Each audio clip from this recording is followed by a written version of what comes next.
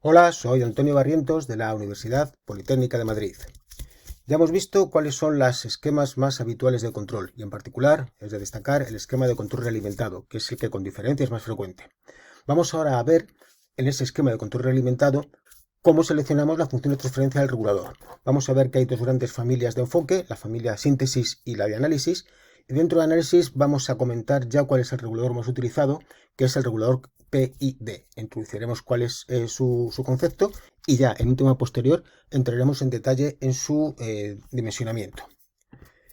Bien, ¿qué es el problema que tenemos que enfrentarnos? Pues tenemos nuestro esquema de control realimentado con nuestra planta, nuestro sensor y nuestro regulador. El objetivo es calcular la función de transferencia del regulador, de tal manera que el conjunto, la función de transferencia global, la MDS, cumpla unos criterios de diseño. Típicamente los criterios van a hacer referencia a la estabilidad, por supuesto tendrá que ser estable, salvo muy rarísimas excepciones. Podemos hablar de que sea más estable o menos estable en el sentido de que esté más lejos de la inestabilidad, ¿no? Tendremos que hablar también de la precisión, en régimen permanente, de la rapidez de respuesta y de las posibles sobreoscilaciones.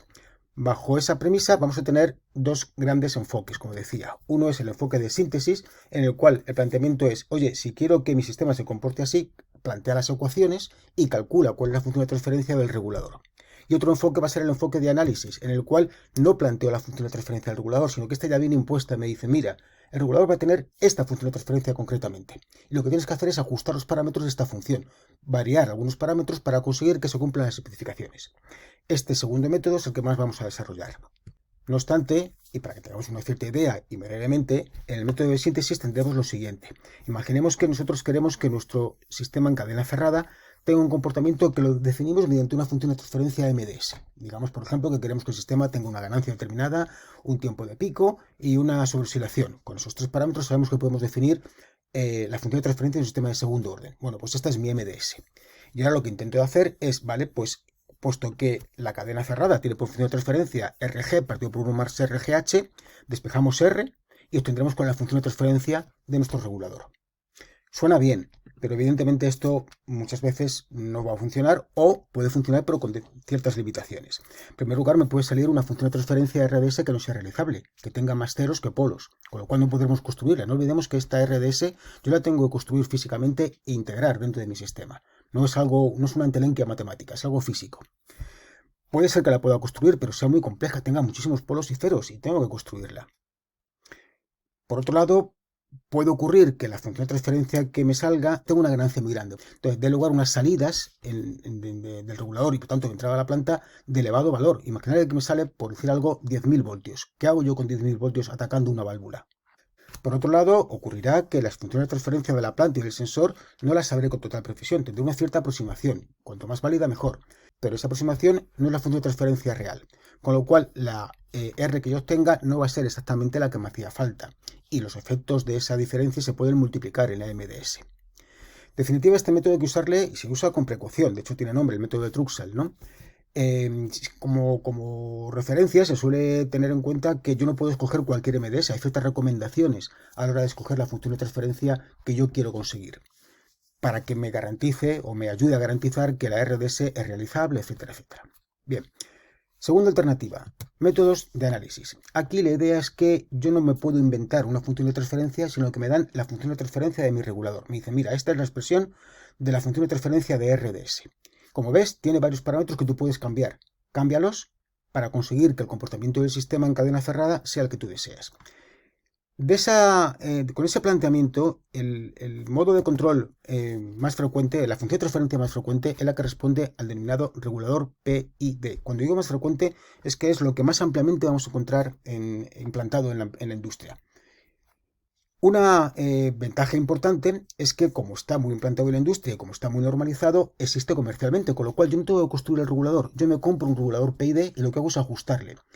Este nombre PID viene de lo siguiente: P es de proporcional, I es de integral y D es derivativo. Vamos a justificar estos nombres. ¿Qué es, por tanto, un regulador PID? Bueno, pues el regulador, recordemos, por no recobrar para atrás, que el regulador recoge la señal de error y da una salida de mando a la planta. Bueno, pues el regulador PID lo que hace es recoge la señal de error y por un lado la multiplica por una constante y saca a la planta un valor que es proporcional al error. Por otro lado, coge ese error, lo integra a lo largo del tiempo y lo multiplica por otra constante. Y lo saca también hacia la planta para abordar la actuación sobre la planta. Y por otro lado, deriva el error y actúa sobre la planta. Es decir, si lo representamos gráficamente, tendríamos que aquí tenemos la señal de error, la multiplicamos por una constante, la multiplicamos, la integramos y la dividimos por una constante, o la multiplicamos por otra, esta es la expresión que se suele utilizar, 1 partido por t sub i, y la multiplicamos por una constante y la derivamos. Los tres valores los sumamos y esto es lo que da mi señal de mando. Esta es la señal de control que yo ejerzo sobre la planta. Si tuviese que implementar este algoritmo en un programa, lo que haría sería esto, calcularía el error, haría esta operación y sacaría este valor a la planta. Cada uno de estos efectos tiene un porqué. Cada uno tiene, el tocar la correspondiente constante tiene un efecto sobre el comportamiento de la planta. Aprenderemos qué efecto tiene cada uno y veremos cómo los ajustamos. Si esta expresión que está en el tiempo la pasamos a Laplace, pues tenemos donde pone, recordar, donde pone el integral tendremos 1 partido por s y donde pone la derivada tendremos el producto por s. Entonces la función de transferencia de mi regulador P y D, que es esta zona de aquí, va a ser esta. Es K sub P más 1 partido por T sub I S más T sub D por S. Todo esto multiplicará a la señal de error y nos dará la señal de control sobre la planta. Si operáis un poquito esto, vemos que sacamos como un denominador T sub I S, arriba nos queda un primer y segundo grado, y habitualmente los valores de T sub D y T sub I son tales que, al factorizar ese polinomio de segundo grado, me da un par de ceros reales. Con lo cual, el modo, vamos a decir, más compacto de expresar esta función de transferencia del regulador P y D sería este modo de aquí.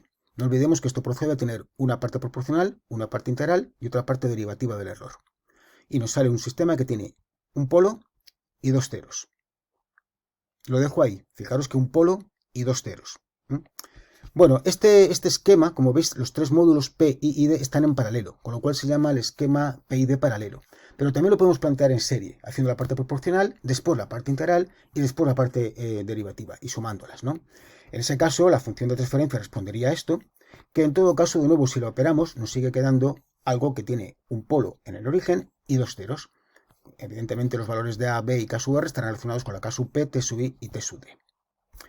Como digo, este regulador es el que está más ampliamente extendido, se vende comercialmente, lo tenemos por todos los sitios y el objetivo cuando hacemos un control habitualmente es ajustar estas tres constantes, K sub P, T sub I, T sub D, o si queréis K sub R, A y B, para que mi sistema en cadena cerrada se comporte como a mí me hace falta, con las especificaciones de diseño que yo quería. No obstante, no es la panacea, tiene algunas limitaciones y por lo tanto se suele modificar. Tiene ciertas modificaciones en su expresión teórica, esta digamos sería la expresión teórica del regulador. Vamos a plantear unas poquitas de ellas. La primera de ellas, y lo dejé caer antes, es que el regulador no es causal. Tenemos un polo en el origen y dos ceros y un polo, más ceros que polos, no es realizable. Entonces, ¿qué es lo que se hace para resolverlo? Bueno, pues en la práctica se le añade un polo muy alejado del origen, de tal manera que al final tiene dos polos y dos ceros. Es decir, se modifica la función de transferencia, que únicamente era S más A, S más B y S, y se le añade el ns más 1, que digamos, este valor de la n es un valor muy pequeño, de tal manera que ese polo está muy lejos del origen y tiene un efecto poco significativo, y llama al sistema causal. Segundo bloque de problemas, la saturación del actuador. Este regulador puede dar lugar, depende cómo se desarrollan las circunstancias de cada caso, a que su salida sea un valor muy alto. Y si ese valor es muy alto, como decía antes, estamos abordando con valores elevados a nuestro actuador. Por ejemplo, esos 100.000 voltios que decía para actuar sobre la válvula, ¿no? El resultado es que el actuador, no ya que se vaya a estropear, que también, es que no va a dar una señal. Si yo le digo a la válvula que se abra con un valor 100.000, es igual que si le digo que se abra con un valor de 12, porque se abre a tope, al máximo de su capacidad, ¿no? Por lo tanto, estoy haciendo una acción de control que deja de funcionar. ¿Qué motivo hay de que esta señal de mando sobre el actuador sea tan grande? Pues por un lado, pueden ser motivados por la acción derivativa. La acción derivativa deriva, como su nombre indica, ¿no? Y como recordéis, una derivada de una señal que cambia muy rápidamente tiene un valor elevado. ¿Cuándo podemos tener una señal que cambia muy rápidamente? Pues de entrada cuando cambiamos la referencia. Cuando ponemos un escalón, estaba la planta con la salida en el valor que yo quería, el error era 0, y de repente pongo la entrada y le pongo un escalón unitario, con lo cual el error vale 1. Y vale instantáneamente, es un escalón unitario. Esa derivada del escalón vale infinito. Tendremos ahí un problema. De entrada, la señal escalón que estamos usando permanentemente para analizar y modelar los sistemas no es la más recomendable de usar en la práctica, hay que suavizarlo un poco. Pero además de eso, lo que se debe de hacer o se puede hacer, es no derivar ese error. Entonces, hay una variante, que os muestro en un esquema, que se lleva la acción derivativa fuera de la influencia de la entrada. Bueno, ese esquema sería este de aquí, en el cual tenemos la acción integral como antes, pero la acción derivativa la tenemos aquí abajo, en paralelo con la acción P. La acción PD están por aquí, por eso el P de esta parte, y como lo veis no le afecta a la entrada, con lo cual un cambio brusco en la entrada no va a derivarse. El segundo motivo de que haya un cambio rápido, brusco si queréis, o cambios bruscos que se vayan a derivar es el ruido. Puedo tener señales que tienen ruido, inevitablemente, y ese ruido, que puede ser de alta frecuencia, al derivarla daría lugar de nuevo a amplitudes importantes.